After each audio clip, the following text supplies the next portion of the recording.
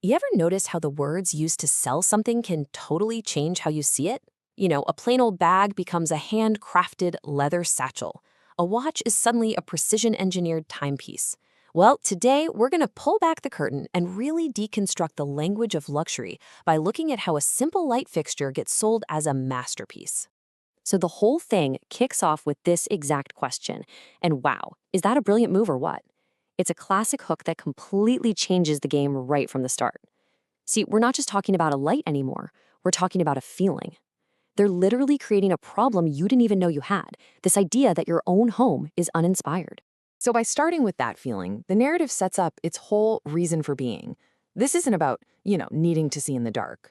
It's about that gap between something that's just functional and the promise of something more. We're talking personality, prestige, the whole shebang. And here it is, the villain of our story, generic lighting. The language here is so deliberate. Words like uninspired, ordinary, or saying it lacks a creative spark, it all suggests that what you have right now is a compromise. It implies your current lighting is the one thing holding your space back from being truly magnificent. And boom, this is the pivot. After painting this picture of your sad, ordinary room, they hit you with this powerful, aspirational question. It completely reframes how you think about it. It's not about buying a utility anymore, is it? It's about acquiring a masterpiece.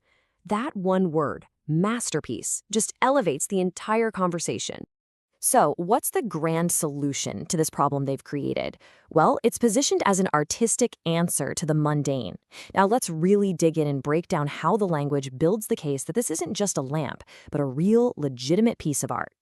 You'll notice they never just call it a light or a chandelier. It's always, consistently, a meticulously crafted art piece.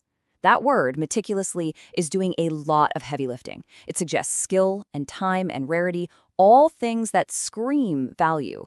And the ultimate promise? Nothing less than a total transformation from mundane to magnificent. So how do they actually build this case for it being art? Well, the first pillar is all about craftsmanship. And it's not just described as nice glass. No way. It gets this incredible, evocative title, a symphony of glass. I mean, that immediately makes you think of something complex, beautiful, and perfectly harmonious, right? And just look at how the language here connects the physical object to an emotional experience. The glass pieces aren't just colored, they're individually selected. The fixture doesn't just shine, it sculpts light and casts mesmerizing patterns. And that final comparison to a stained glass masterpiece, I mean, that's the knockout punch. It totally cements its status as high art. But, in today's world, just being beautiful isn't always enough. So the second part of the argument is super clever. It fuses that artistic vision with modern, practical technology.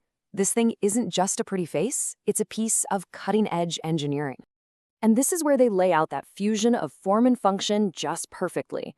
This side-by-side comparison is so effective because it takes all those little frustrations we have with old-school lighting, the high bills, the constant hassle of changing bulbs, and it positions this modern LED tech as the elegant solution to every single one of them. Then, all of that sophisticated tech gets boiled down into 3 simple, tangible benefits. This is such a classic marketing play. You take the complex engineering stuff that might bore or intimidate someone, and you translate it into this super simple payoff that anyone can immediately understand and, more importantly, want. And here it is, the practical payoff. After selling you on this dream of owning a piece of art, the pitch brings it right back down to earth with these very real-world advantages. You're going to save money, reduce hassle, and have total control over the mood of your room. It's a brilliant appeal to both your heart and your head. Okay, now the story shifts a little bit. We move from what the product is to what the product does. And what it does, according to this copy, is way more than just light up a room. It's about transforming the entire identity, the prestige of the space it's in. So then they show you just how versatile it is by painting these vivid little pictures for different buyers. If you're a homeowner, it's about adding luxury. If you own a retail store, it's a dazzling centerpiece that's going to bring in customers. For a restaurant owner, it enhances the dining experience. See? In every single case, the light becomes a strategic investment in the atmosphere.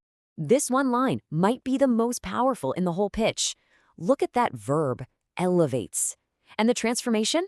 It isn't from a room to a nicer room. No, it turns it into a curated gallery. That word, Curated implies expertise, high-caste, real status. You're not just a homeowner anymore. Nope, you're a curator. So, as we pull all these threads together, what is the core message here? What's the fundamental concept that this entire sales pitch is really built on? The whole argument really hinges on this one big idea: functional art. It's this concept that a practical, everyday object can be elevated into something beautiful. It's meant to be used, sure, but way more importantly, it's meant to be admired.